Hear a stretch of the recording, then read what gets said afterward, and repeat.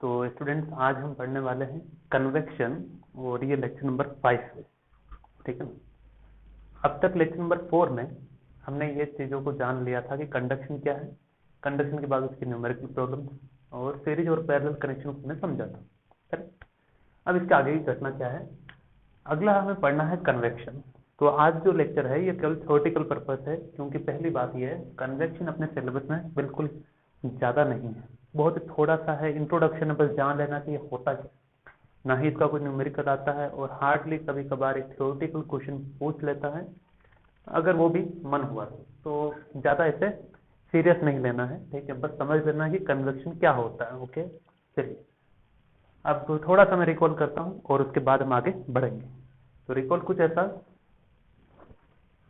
कि heat transfer की हम बात कर रहे हैं इस चैप्टर में काफी जमाने भर से। ओके, हीट ट्रांसफर की हम बात कर रहे हैं। हीट ट्रांसफर कब होता है? हीट ट्रांसफर तब होता है whenever there is a temperature difference. ठीक है, तो पहली घटना ये होनी जरूरी है कि टेम्परेचर डिफरेंस है तो ही हीट ट्रांसफर होगा। सही है, किसी ना किसी मीडियम की रिक्वायरमेंट होती है, ऐसा हमने देखा और जाना है अब तक, मीडियम रिक्वायरमेंट होती है हमेशा। ओके, अब जो हीट ट्रांसफर होती है या फिर हीट ट्रांसफर होने के जो तरीके हैं डिफरेंट डिफरेंट मटेरियल्स में, वो 3 तरह के हो सकते हैं। कौन कौन से? पहला है इसमें है कंडक्शन, है ना। पहला क्या है? कंडक्शन है। दूसरा क्या है? कन्वेक्शन। और तीसरा है रेडिएशन। ओके, तो हमने अब तक ये जान लिया था कि कंडक्शन हो या कन्वेक्शन हो या रेडिएशन हो, टेम्परेचर डिफरेंस मस्ट है। ओके, और मीडियम की रिक्वायरमेंट अभी तक हम इसमें देखें, मीडियम की रिक्वायरमेंट होती है और आगे आने वाली घटनाओं में और देखते जाएं। ठीक है, ओके। अब कंडक्शन, कन्वेक्शन, रेडिएशन तीनों में कॉमन बात ये थी कि भाई टेम्परेचर डिफरेंस होता है, बस होता है ना। लेकिन ये होता है mainly, conduction usually takes place in solids. ऐसा नहीं है कि लिक्विड और गैसेस में नहीं होता है, लेकिन लिक्विड और गैसेस दोनों जो है कंडक्शन जो कैटेगरी रखती है, यानी कंडक्शन उसमें नेग्लिजिबल होता है, इसलिए हम उसे नेग्लिजिबल मान के हटा ही देते हैं कि हटाओ इसे, कोई काम का नहीं, तो हटा देते हैं। कन्वेक्शन होता है यूजुअली इन फ्लूइड्स। फ्लूइड का मतलब क्या है? फ्लूइड का मतलब होता है liquid and gas. Okay, liquid and gas. और तीसरी चर्चा हम इसे कन्वेक्शन के बात करेंगे। इसमें मतलब रेडिएशन का मतलब रेडिएट हो जाना, तो हो जाना। ओके, अब जब भी मैं फ्लूइड की बात कहूं, मैं केवल जब फ्लूइड वर्ड यूज कर रहा हूं, तो आपको समझ जाना है कि लिक्विड और गैस दोनों में से कुछ भी हो सकता है, दोनों में से कुछ भी हो सकता है। ठीक है, कंबाइंडली उसे कहते हैं हम क्या? फ्लूइड कहते हैं। चलिए, इतना समझ में आया।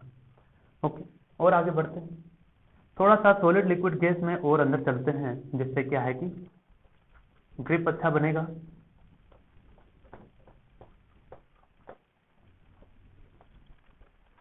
ओके, अब देखिए सॉलिड जो हुआ करते हैं, सॉलिड जो होते हैं, सॉलिड्स के अंदर एक बात यह है जो कि बहुत अच्छी बात है, क्या कि सॉलिड्स के अंदर जो एटम्स हैं, मॉलिक्यूल्स हैं, वो बहुत ही नजदीक होते हैं एक दूसरे के। हाँ या ना?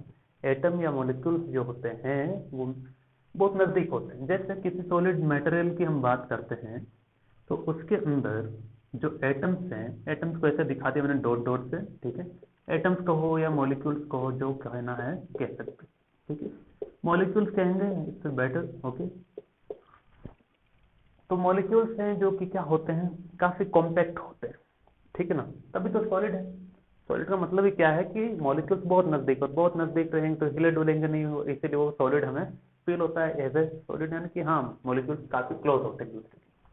लेकिन लिक्विड और गैस में ऐसा नहीं होता है। मॉलिक्यूल जितना पास में होगा, इंटर मोलिकुलर फोर्स उतना ज्यादा होगा, यानी कि इसमें इंटर मोलिकुलर फोर्स ज्यादा है सॉलिड में, है ना।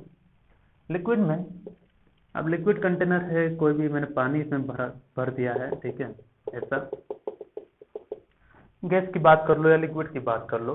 ठीक है, गैसेस की भी बात कर सकते हैं, किसी कंटेनर में गैस भर दिया, ये गैस मॉलिक्यूल। अब क्या है, अब यह है कि जहां पर सॉलिड में मॉलिक्यूल्स एक दूसरे के बहुत नजदीक होते हैं, इतनी सी जगह होती है, हिलने डुलने की भी नहीं होती है, बस इधर से उधर देख पाए मॉलिक्यूल, उतनी ही जगह है, और जगह नहीं है। ठीक है, मतलब बहुत कम जगह होती है। ठीक है, चलिए अब लिक्विड में लिक्विड मॉलिक्यूल्स की हम बात करते हैं। तो लिक्विड में जो लिक्विड मॉलिक्यूल्स होते हैं स्टूडेंट्स, वो बहुत दूरी पर होते हैं। दूरी पर मतलब क्या है कि इतने क्लोज नहीं होते हैं जितने कि सॉलिड में होते हैं। ठीक है, और इसमें तो बहुत दूर दरिया तक रहते हैं, एक यहाँ पर, एक वो वहां पर समुद्र पार करके बैठा है, इतनी दूरी रहती है। ठीक है, तो ये सॉलिड लिक्विड गैस का मैंने एक रिव्यू फिर से बताया। चलिए अब अगली बात कि सॉलिड में हमेशा होता है कंडक्शन, और कंडक्शन में खास बात ये थी कि जब आप एक किसी एंड को, किसी एक कोने को, किसी एक सिरे को और किसी एक साइड में हीट करना स्टार्ट करते हैं, let's suppose I have started heating here. Okay, तो यहाँ हीटिंग करना स्टार्ट कर दिया मैंने, कर सकते हैं, ठीक है, हीट करना स्टार्ट किया तो हीट इसे मिलेगा। ओके, हीट इसे मिल रहा है। सबसे पहले इस एंड पर जो भी मॉलिक्यूल्स हैं उन सबको क्या होगी, हीट मिल जाएगी। ओके, अब देखिए इन मॉलिक्यूल्स को एनर्जी मिलेगी, नजदीक यही है, अब ये भाग नहीं सकते, क्यों, थोड़ी सी आगे जगह है, बस टकराएगा, अपनी जगह वापस रह जाएगा। टकराने के दौरान during the collision there is a momentum transfer, यानी कि एक दूसरे का मोमेंटम क्या होता है, ट्रांसफर होता है। मोमेंटम ट्रांसफर का मतलब होता है एनर्जी एक दूसरे की एक्सचेंज हो जाती है, तो किसी की कम हो जाती है तो किसी की ज्यादा, किसकी कम ज्यादा होती है वो अलग कहानी। ठीक है, तो अब ये एनर्जी इसको मिल गई, अब फिर आगे मिल जाएगी। मॉलिक्यूल्स वहीं रहते हैं, मॉलिक्यूल्स वहीं रहते हैं, लेकिन एनर्जी एक जगह से दूसरी जगह चली जाती है। बढ़िया, यानी कि सॉलिड में कंडक्शन होता है, और कंडक्शन की वजह से no mass movement, no mass movement, molecule खुद कभी यहां से वहां नहीं जाएगा, भाई एनर्जी ही जाती है कंडक्शन में। ठीक है, अब कन्वेक्शन में कहानी उल्टी है, क्या है उसको समझेंगे हम पॉइंट नंबर 1 2 3 4 5।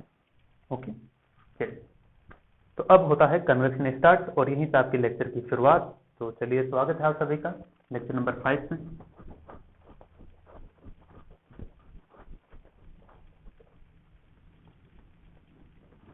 तो अब इसे समझते हैं, इसे समझने के लिए एक सेटअप बनाते हैं। ठीक है, सेटअप बनाते हैं। ओके, तो सेटअप बनाया जाए, मान लो एक कंटेनर है अपने पास, कितनी बार माना जाए कुछ पता नहीं चलता है कि ये कंटेनर है। ओके, ये कंटेनर की दीवारें हैं, सॉलिड कंटेनर है।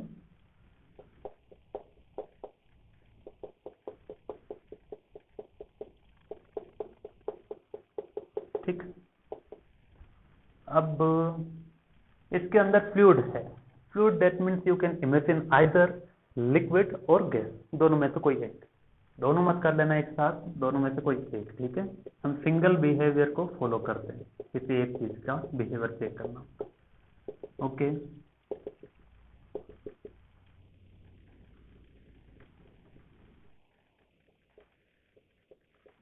ठीक, ये फ्लूइड मैंने बना दिया, और अपने लिए कहने की बात है ये लिक्विड है।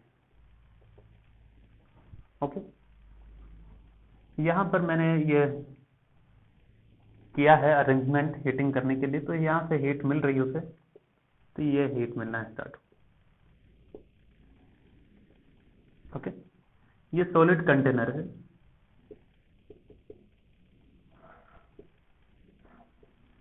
ओके, अब समझते जाना। ठीक है, पहली बात, हीटिंग करना हमने स्टार्ट किया, सबसे पहले हीट किसको मिलेगी, कंटेनर को।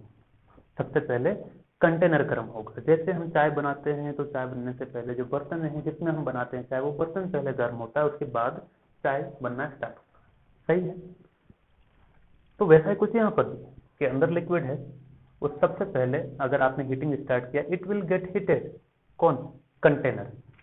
कंटेनर तो सॉलिड है, और सॉलिड में तो मॉलिक्यूल्स एक दूसरे के पास पास होते हैं, और मॉलिक्यूल कभी ट्रेवल नहीं करता, नहीं करता ना, नहीं करता है, तो सॉलिड में हीट अगर जा रही है तो कौन से मेथड से जा रही होगी? कंडक्शन से, सही है ना?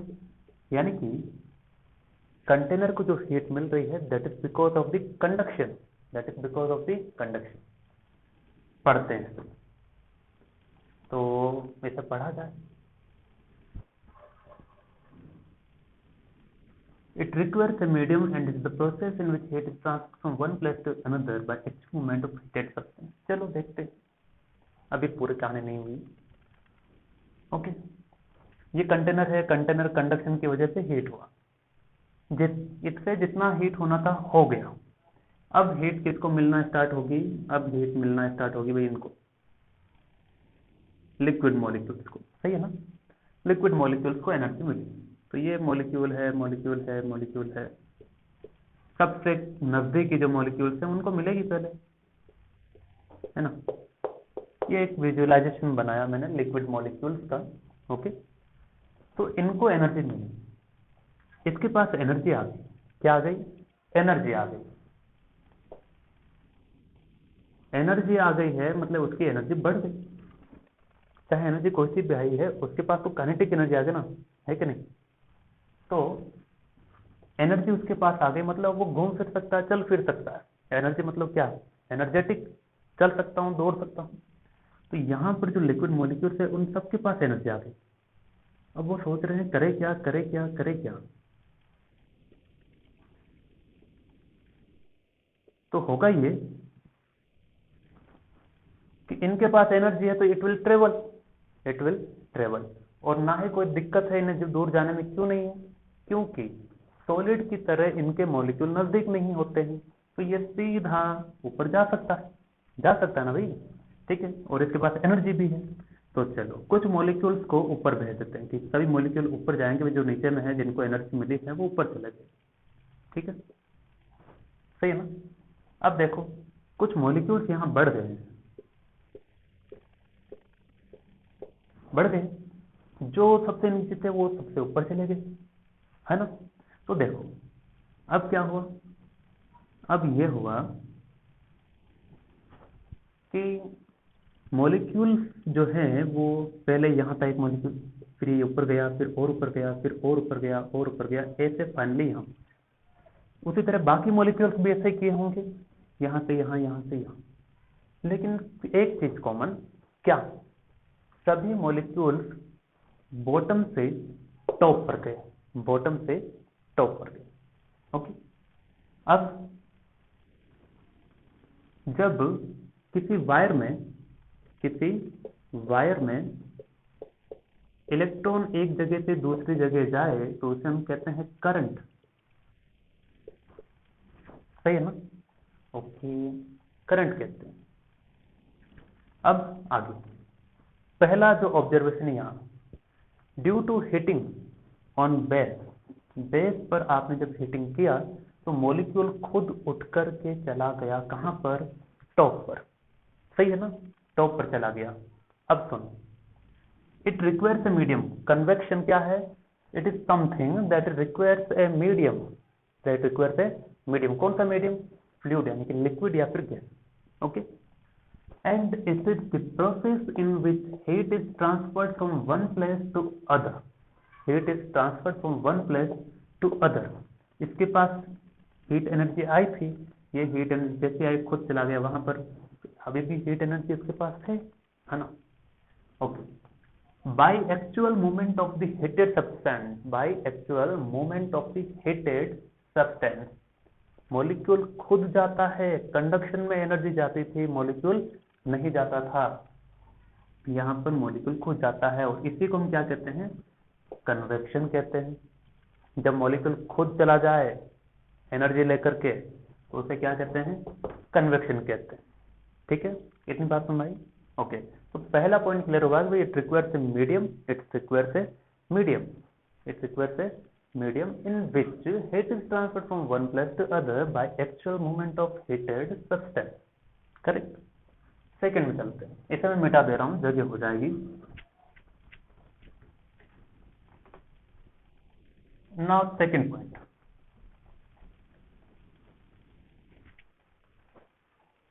अब आगे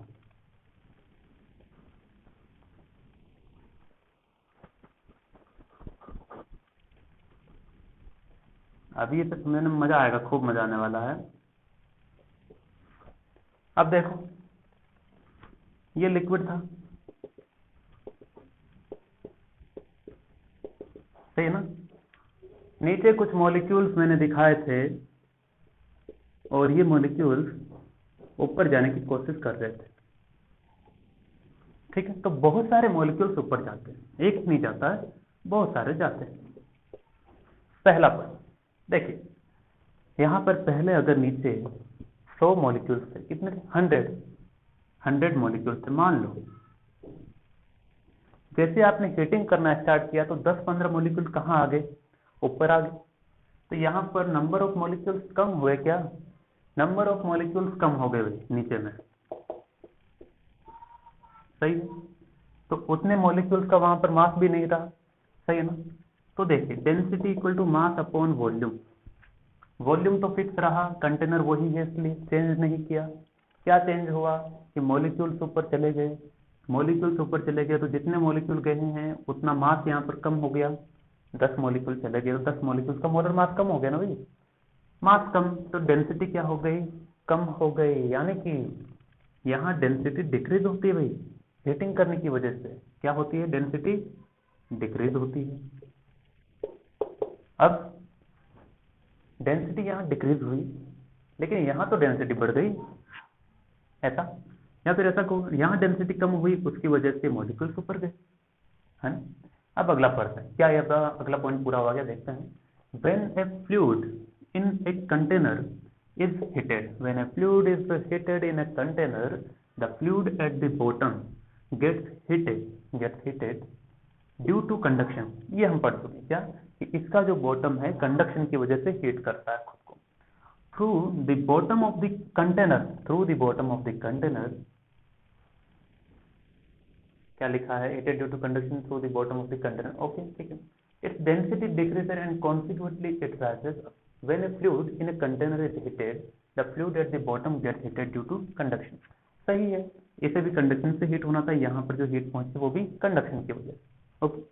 और डेंसिटी कम हुई और वो ऊपर चली, यहाँ तक ठीक। सेकंड पॉइंट क्लियर हुआ, थर्ड में चलते हैं।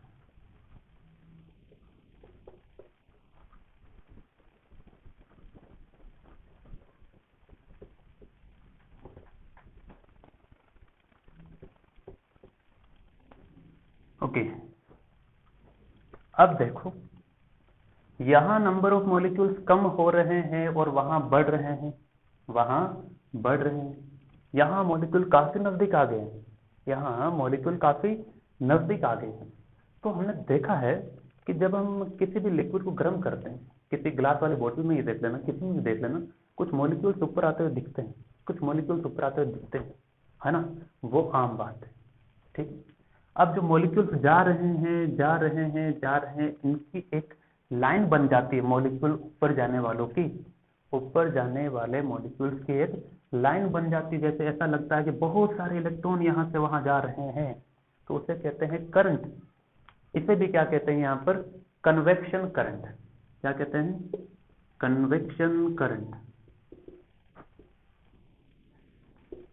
ओके। अगला, हीट किसको मिली, नीचे वाले मॉलिक्यूल्स को, तो वो टेम्परेचर किनका बढ़ा, नीचे वालों का। यानी कि ऊपर वाले मॉलिक्यूल जो पहले से हैं वो अभी उनका टेम्परेचर बहुत कम है, they are the cool fluid, ठीक है ना। जो ऊपर पहले से है that is the cool fluid, okay. अब इसे पढ़ने की कोशिश करते हैं, क्या है इसकी कहानी। तो देखो यहां पर डेंसिटी ज्यादा हो गई है, यहां डेंसिटी ज्यादा हो गई है, यहां डेंसिटी कम हो गई है। और हमें पता है कि मॉलिक्यूल्स जो हैं वो हमेशा हायर डेंसिटी से लोअर डेंसिटी की तरफ ट्रेवल करते हैं, isn't it, yes yes it is, वो ट्रेवल करते हैं।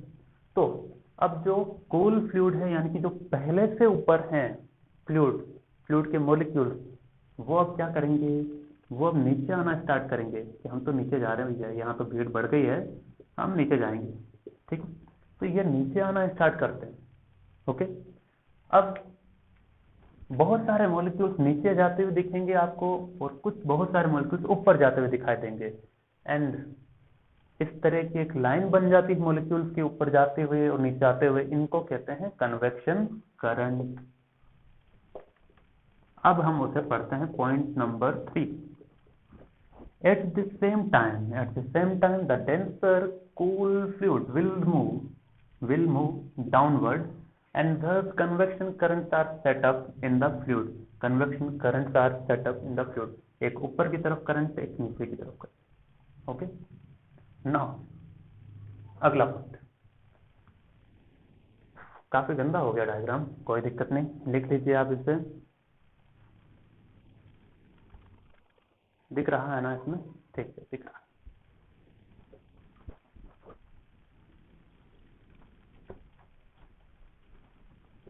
पॉइंट नंबर 3 भी क्लियर कर चुके। Now point number 4। This type of convection which result from difference in density. हमने देखा कि एक कंटेनर था, कंटेनर में लिक्विड हमने डाल रखा था, तो सबसे पहले जैसे आपने हीट किया, वो हीट यहाँ पर पहुंची बाय कंडक्शन बेस पर। ठीक है, तो यहाँ के मॉलिक्यूल्स ऊपर जाना स्टार्ट करते हैं। मैं एक ही मॉलिक्यूल को दिखा रहा हूँ, बहुत से जाते हैं। ठीक है, और जाने की वजह से ऊपर डेंसिटी ज्यादा हो जाती है, नीचे डेंसिटी कम हो जाती है। तो हमें पता है मॉलिक्यूल्स हमेशा हायर डेंसिटी से लोअर डेंसिटी की तरफ जाते हैं। ठीक है, अब जो ऑलरेडी हीट मिल चुकी है वो तो हो गई क्या, हम मॉलिक्यूल्स विथ हाई टेम्परेचर, जो ऊपर हैं वो तो पहले से जो ऊपर थे उनका टेम्परेचर कम था। They are the cool fluid, they are the molecules of the cool fluid. Okay, तो वहां से मॉलिक्यूल्स नीचे आते हैं। ठीक है, तो दो तरह की करंट बन जाती है। करंट हमें लगता है कि सीधी लाइन में ऊपर जा रहे हैं, नीचे, ऊपर जा रहे हैं, नीचे आ रहे हैं। ठीक है, तो उन्हीं को हम क्या कहते हैं, convection current. Convection current. Okay, now point number 4। This type of convection which results from the difference in densities, is called natural convection। यानी कि डेंसिटी के डिफरेंस की वजह से, डेंसिटी की डिफरेंस की वजह से जो कन्वेक्शन हो उसे क्या कहते हैं, नेचुरल कन्वेक्शन। नेचुरल कन्वेक्शन जो नेचुरली हो जाए, हमें कुछ पर्सनल असिस्टेंस या मैकेनिकल असिस्टेंस प्रोवाइड ना करना पड़े। What do you mean by mechanical assistance, उस पर भी आते हैं। ठीक है, उस पर आने के लिए पॉइंट नंबर 5 पढ़ेंगे। ओके, तो पॉइंट नंबर 5 क्या है? पॉइंट नंबर 5 कहता है, however if a heated fluid is forced to move by a blower, fan or pump, the process is called forced convection। क्या है इसका मतलब? यह है, जैसे आपने देखा होगा कि पुराने जमाने में, ज्यादा भी पुराना जमाना नहीं है, जस्ट आप ये देखिए 20 का जो दौर था, यानी कि 2001 से 2010 के बीच का जो दौर है, उस समय चीजें काफी होती थी। अभी तो काफी स्मार्ट हो गए हैं किचन वगैरह। किचन की मैं बात करना चाह रहा हूँ। क्यों करना चाह रहा हूँ? क्योंकि वहां पर इसका एग्जाम्पल मिलेगा। जैसे जो किचन वगैरह होते थे पुराने जमाने में, वहां पर जहाँ आप ट्रेडिशनल चूल्हा यूज करके रोटी वगैरह बनाते हैं, ठीक है, तो ट्रेडिशनल चूल्हा जो होता है वहां पर एक चिमनी वाला सिस्टम होता है। कौन सा सिस्टम होता है? चिमनी वाला सिस्टम होता है ऐसा। और जहाँ चिमनी वाला सिस्टम होता है वहां पर कुछ लोग क्या करते हैं, फैन भी लगा के रखते हैं। ठीक है ना, फैन वो क्या करता है, एग्जॉस्टर का काम करता है, जो गर्म हवा उसे बाहर निकालता है। ठीक है ना, तो वो क्या कर रहा है, फोर्स्ड कन्वेक्शन, वो फोर्स्ड कन्वेक्शन कर रहा है।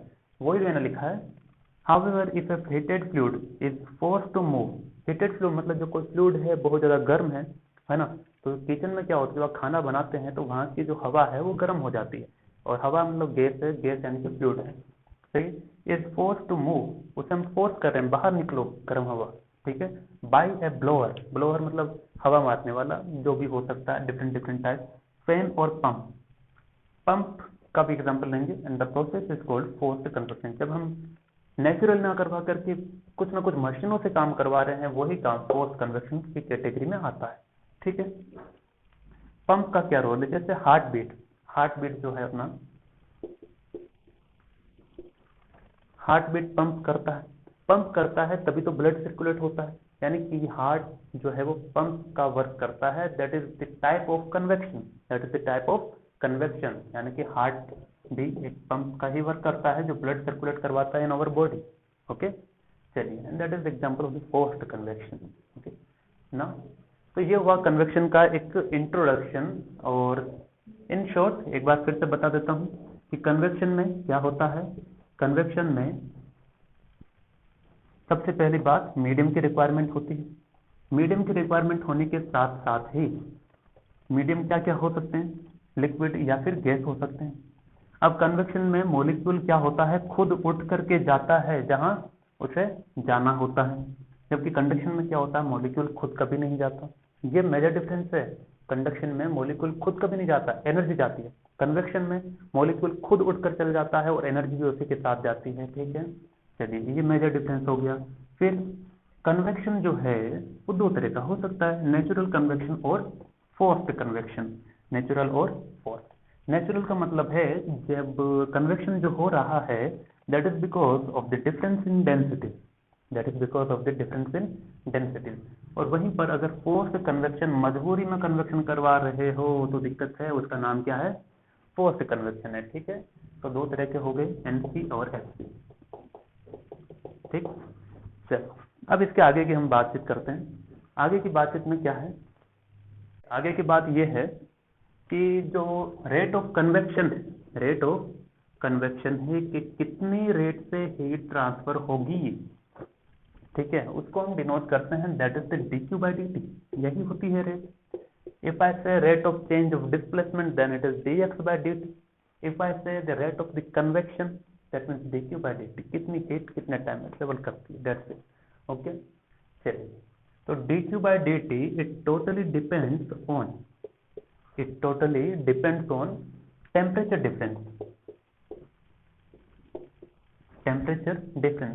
or you can write delta T, it's better. Okay, delta T क्या है? टेम्परेचर डिफरेंस है बिटवीन ऑब्जेक्ट जहां पर कन्वेक्शन हो रहा है। ठीक है, जिनके बीच में कन्वेक्शन हो रहा है ना, तो दो बॉडी के बीच में ही होगा, है ना, तो दो डिफरेंट टेम्परेचर के बीच में होगा, that is the temperature difference. And it is also depends on contact area, that means area of contact. क्या है इसका मतलब?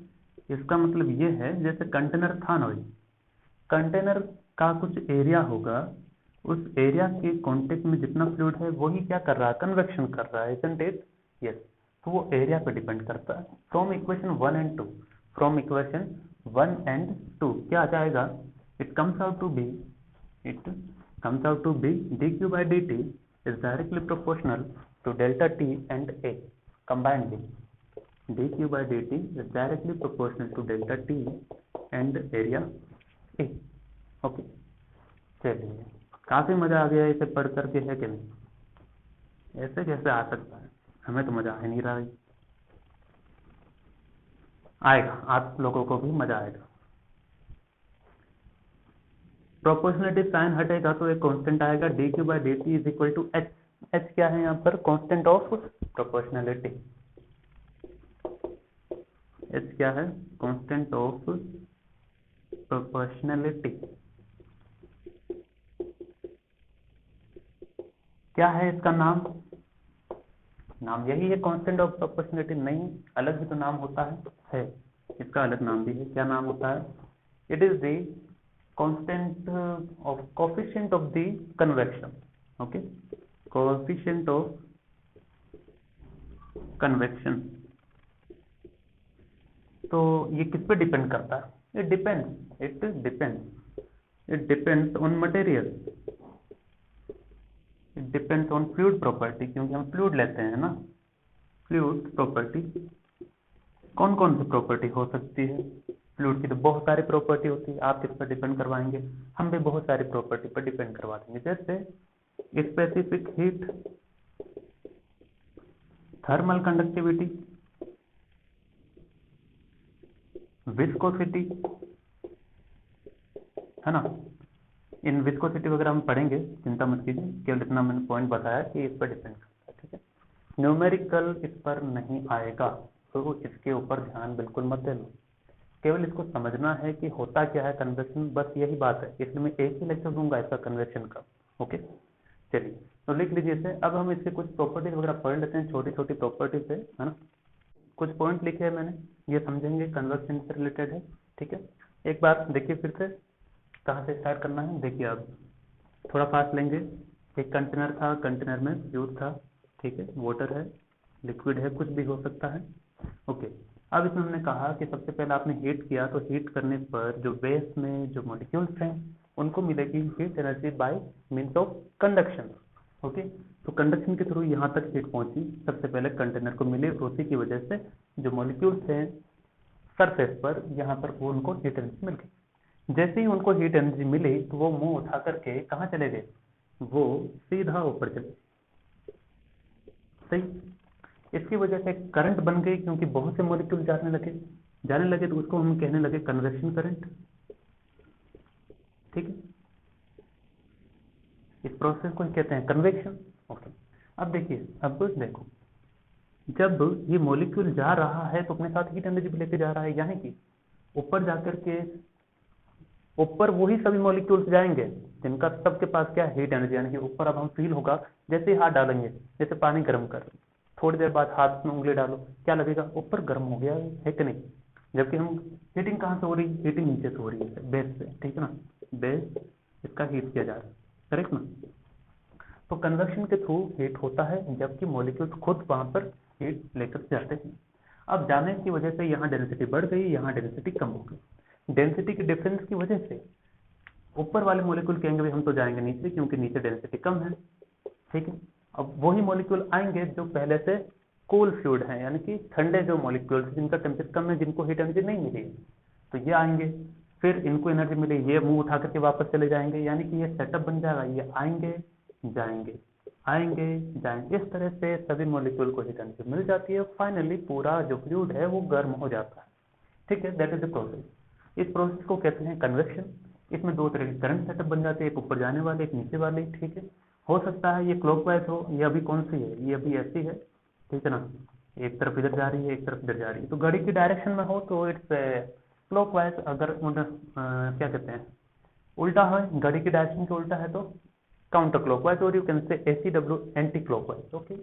चलिए अब आपने खास बात यहाँ पर एक नोटिस की होगी कि नेचुरल कन्वेक्शन क्या है, जो नेचुरली हो जाए। आपने यहाँ कोई पंखा वगैरह लगाया गया, नहीं ना, नहीं लगाया था, तो it's natural convection. Natural convection की खास बात क्या, कि heat energy always transfer from the base to the top, base to the top. अब पहला पॉइंट, एनसी का मतलब है यहाँ नेचुरल कन्वेक्शन, एनसी का मतलब क्या है, नेचुरल कन्वेक्शन, और एफसी का मतलब है फोर्स, ओके। चलिए, NC takes heat from the bottom to top, takes heat from bottom to top, while FC in any direction. FC यानी कि फोर्स कन्वेक्शन किसी भी डायरेक्शन में हीट को लेकर जाएगा, ठीक है। फोर्स कन्वेक्शन जो है वो किसी भी डायरेक्शन में हीट को लेकर जाएगा, और एनसी पर्टिकुलर डायरेक्शन में लेकर जाएगा, जो कि क्या है, बेस से टॉप, ठीक। पॉइंट नंबर सेकंड बात है। पॉइंट नंबर 2 क्या है, पॉइंट नंबर 2 है, इन केस ऑफ एनसी यानी कि नेचुरल कन्वेक्शन, वार्म फ्लूइड, जो फ्लूइड गर्म हो गया है वो कहाँ जाता है, ऊपर की तरफ जाता है, सही लिखा है, warm fluid moves upward, cool fluid moves downward, सही है। This is why heating is done, जब भी हीट करना हो you must do with respect to base, ठीक है। While cooling is done from top, cooling करना हो तो टॉप से किया जाता है, और हीटिंग किया जाता हो तो बेस से किया जाता है, और यहीं से पता चलता है वो कन्वेक्शन की वजह से होता है सारी कहानी, ठीक है। चलिए, तो आपने देखा होगा कि पावर प्लांट वगैरह जो होते हैं, थर्मल पावर प्लांट, वहां पर जो कूलिंग होती है टावर में, कूलिंग टावर जो होते हैं उनमें कूलिंग प्रोसेस ऊपर से होती है, ठीक है। चलिए,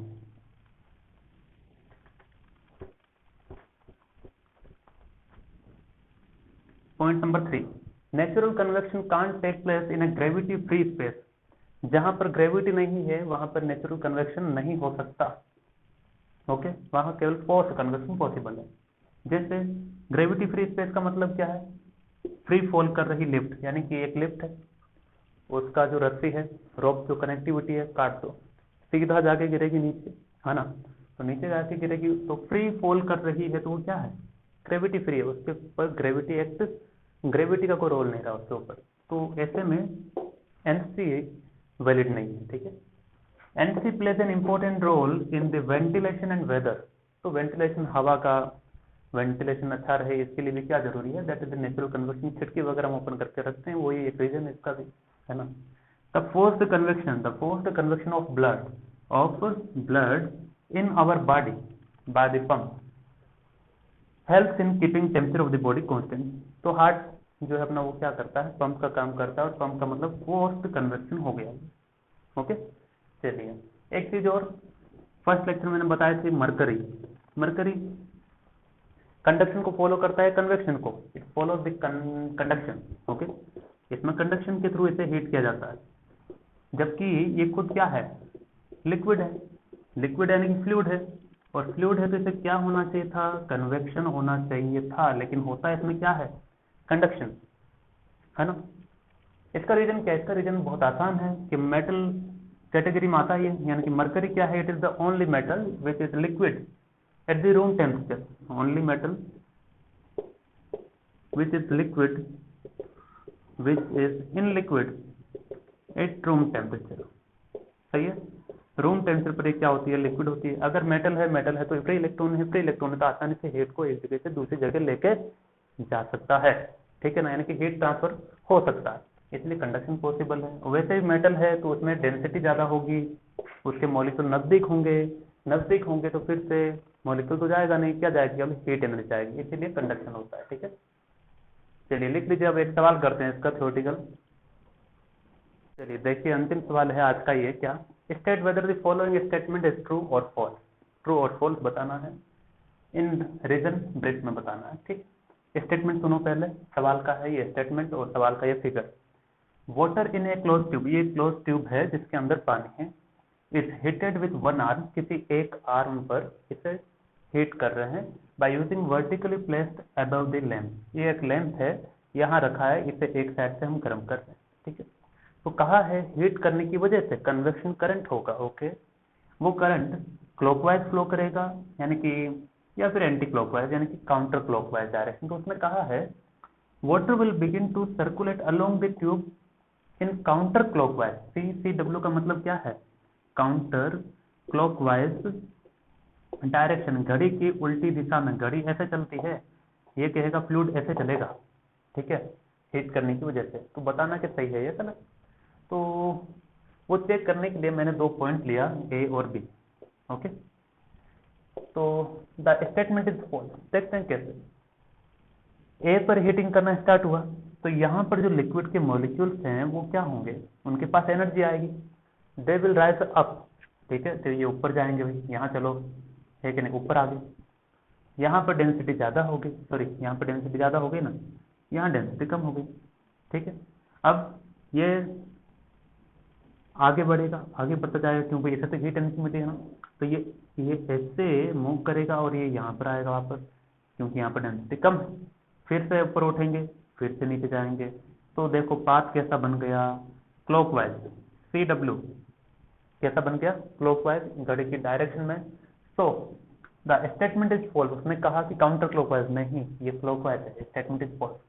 on heating the liquid at A, on heating the liquid at A will become lighter, ये लाइटर यानी कि डेंसिटी कम होगी, and will rise up, this will push the liquid in the tube, यहाँ वाला जो लिक्विड आगे धक्का जाएगा और आगे जाएगा और आगे जाएगा, ये चलता है, ठीक है।